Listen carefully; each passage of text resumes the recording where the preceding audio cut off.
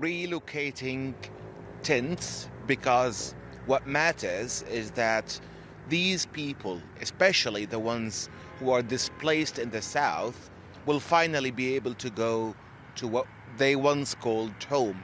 I mean, the majority of homes in Gaza have already been destroyed, but I know for sure that people are now preparing themselves to carry their tents, the ones they have in the south, and go put them instead of their homes because they're determined to prove to themselves before the world that they are connected to their land. They're not going to leave. They're not going anywhere, no matter what it takes. I mean, it's been 15 months of misery, destruction, death, devastation.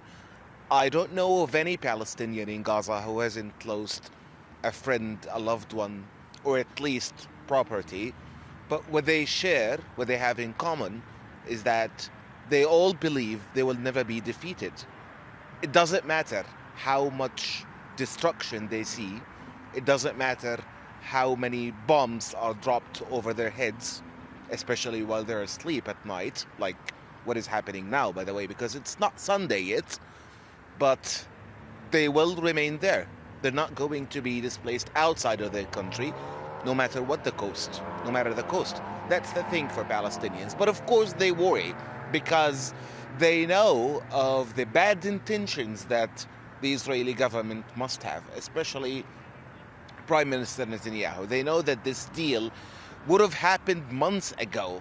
I mean, this war shouldn't have started to begin with, but if we are to talk about the efforts that were made by mediators, by the entire world, this war should have ended months ago, at least with a proposal that was made in May by President Biden, because, and that's according to Mr. Biden himself, this is exactly what was proposed 8 months ago.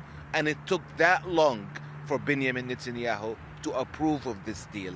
That's simply because he had some personal interests. That's simply because he wanted to stay in office. So Palestinians are aware that things can still go wrong, whether tonight, tomorrow, anytime before Sunday, or even during the first 42 days phase, because that will be definitely critical, and it's quite clear that the Israelis would try so hard to ruin things for Palestinians. That's the thing. Hamas is obviously committed to this deal. They already wanted this deal to happen months ago.